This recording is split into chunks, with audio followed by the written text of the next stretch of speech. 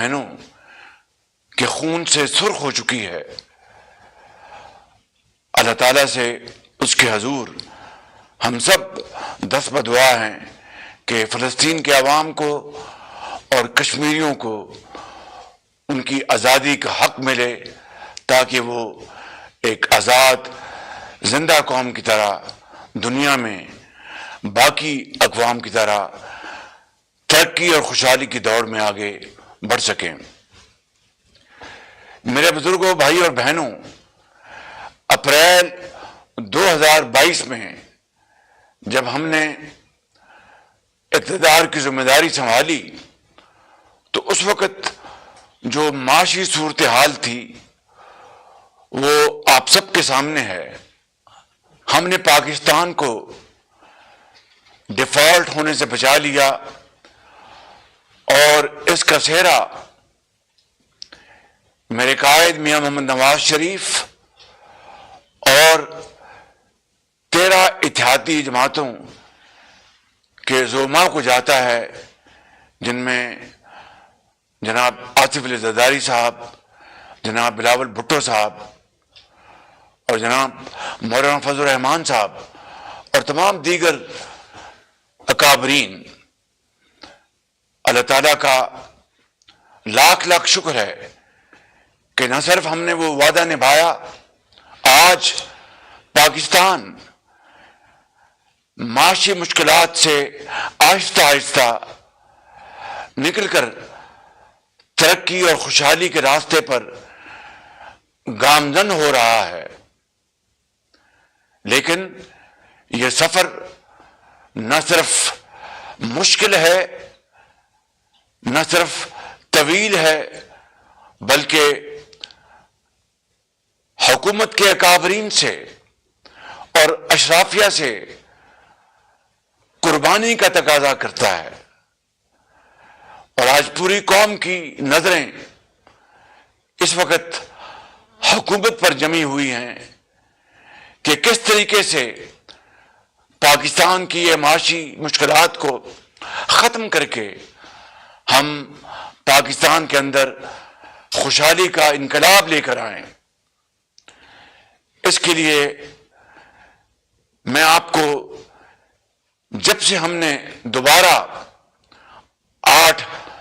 فروری کے انتخابات کے بعد حکومت سنبھالی اور میں دوبارہ وزیر اعظم منتخب ہوا، اللہ تعالیٰ کے فضل و کرم سے اور آپ کے ووٹوں اور دعاؤں سے، تو ہم نے جو کچھ خدمت اس وقت تک انجام دی ہے، اس کے نتیجے میں جو مہنگائی ہے وہ 38% سے آج 12% تک گر گئی ہے، جو کہ بذات خود اللہ تعالیٰ کے فضل و کرم سے ایک حقیر مگر بہت خوش آئند تبدیلی ہے۔ اسی طریقے سے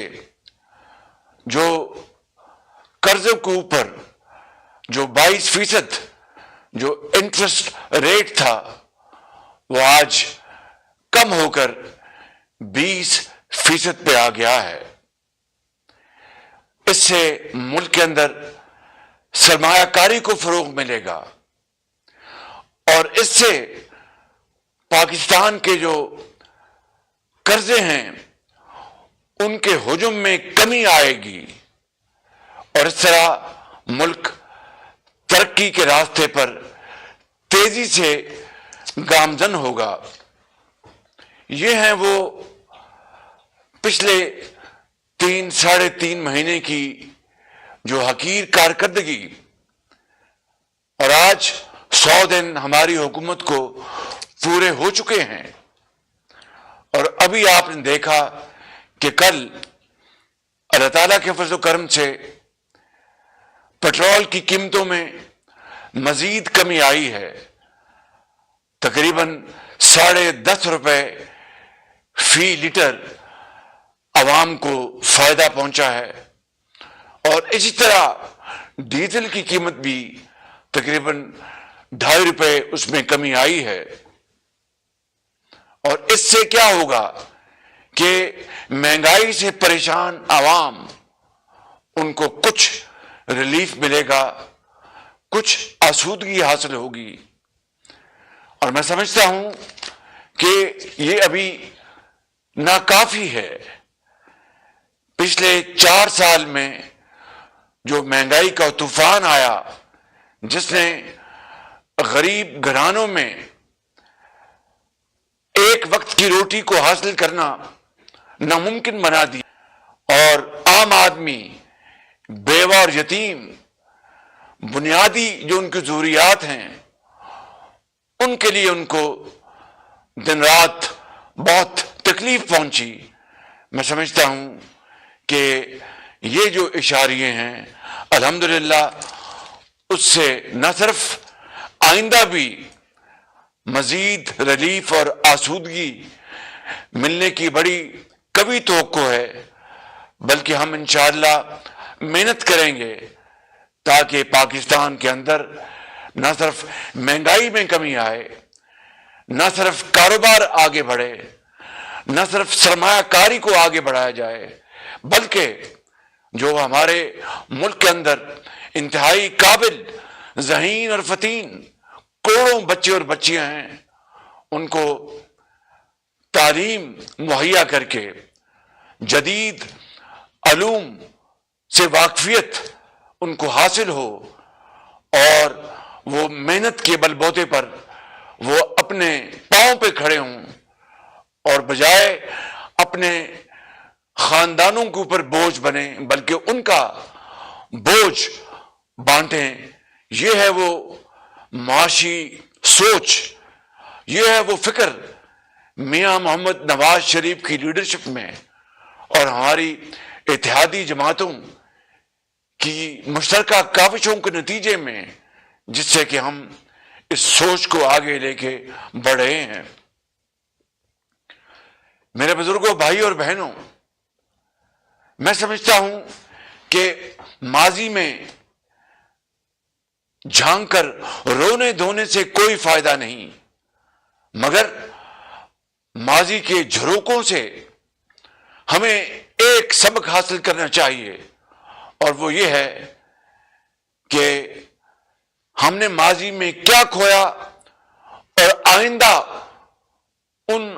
غلطیوں کا ازالہ کرتے ہوئے کس طرح ہم پاکستان کو اس کا کھویا ہوا مقام واپس دلوائیں گے۔ مشکل ضرور ہے لیکن ناممکن نہیں۔ اللہ تعالیٰ کے فضل و کرم سے اگر پوری قوم اس بات کا فیصلہ کر لے،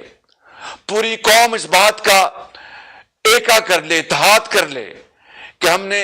ذاتی نفسوں کو ہم نے ختم کر کے، ہم نے اپنی ذاتی انا کو ختم کر کے، ذاتی مفادات سے بالا تر ہو کر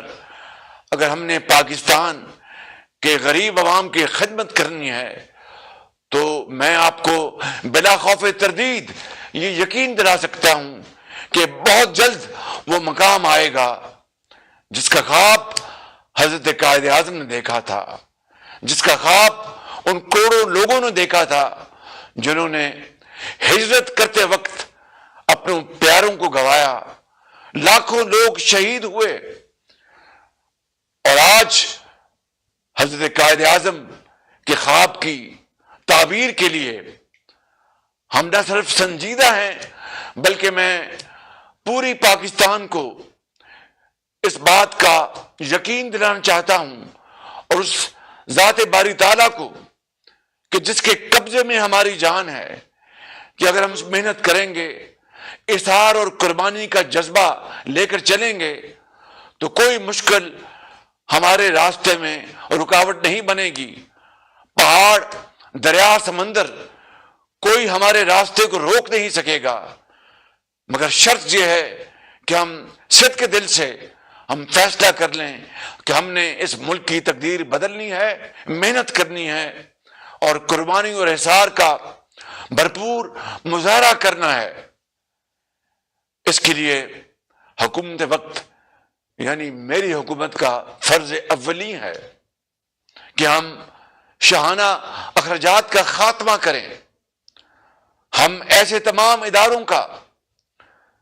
جس کا عوامی خدمت سے دور دور تک کوئی تعلق نہیں، اس کا خاتمہ کریں۔ مثال کے طور پر پاک PWD، یعنی اندازہ کیجئے کہ نام کتنا معتبر اور محترم، مگر اگر میں آپ کو یہ بتاؤں کہ یہ ان اداروں میں شامل ہوتا ہے، یہ منسٹری، وفاقی منسٹری ان منسٹریز میں شامل ہوتی ہے جو زمانے بھر میں بدنام ہے کرپشن کے نام پر، اور اگر ان کا سالانہ اس منسٹری کا یعنی ان کی تنخواہیں اور پرکس اینڈ پریویلیجز یا ان کے جو الاؤنسز ہیں ملا کر یوں کہیے کہ اگر 2 ارب روپے ہوں، مگر ان کے جو ترقیاتی کاموں کے جو فنڈز ان کو دیے جاتے ہیں مختلف حوالوں سے، مختلف منسٹریز سے، وہ کئی 100 اربوں میں ہیں۔ اور یہ بات ایک طے شدہ بات ہے، اگر 100 ارب روپے کا ان کا ترقیاتی فنڈز کا ان کے پاس پول ہے تو 50% کرپشن کی نظر ہو جاتے ہیں، شاید اس سے بھی زیادہ۔ اب آپ بتائیے کہ یہ دردناک کہانی یہ آج کی نہیں ہے، یہ ایک دہائی کی نہیں ہے، یہ دہائیوں پر محیط ہے۔ اس لیے میرے بزرگوں، بھائی اور بہنوں، میں نے یہ فیصلہ کیا ہے کہ ایسی تمام وہ